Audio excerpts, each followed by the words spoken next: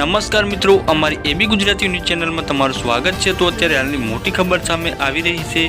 લોકસભાની ચૂંટણીનું મતદાન તો ગુજરાતમાં પૂરું થઈ ચૂક્યું છે, પરંતુ તેનો ગરમાવો હજુ જોવા મળી રહ્યો છે। અરવલ્લી જિલ્લાના મેઘરજમાં ભાજપના નેતા પર જીવલેણ હુમલો થયો છે।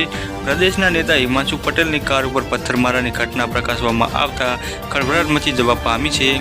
મિત્રો, આ ઘટનામાં જાણવા મળી રહ્યું છે કે મેઘરજના મામલતદાર કચેરી આગળ અસામાજિક તત્વો દ્વારા હુમલો કરાયો હતો, જેમાં કારના કાચ તોડી હુમલાખોરો ફરાર થઈ ગયા હતા।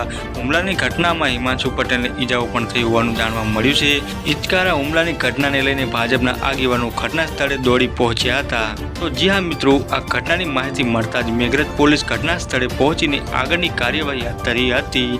મળતી માહિતી મુજબ ઘટના સ્થળે પોલીસ હાજર હોવાના છતાં હુમલા કરતા પોલીસ સામે પણ સવાલો ઉઠ્યા છે। સમગ્ર ઘટનાને લઈ હાલ તો મેઘરજ પોલીસ મથકે આરોપીઓ વિરુદ્ધ ફરિયાદ નોંધાવવાની ભોગ બનનાર યુવા નેતાઓને તજવીજ હાથ ધરી હોવાની માહિતી પ્રાપ્ત થઈ હતી। તો મિત્રો, આજના દિવસ માટે આટલું।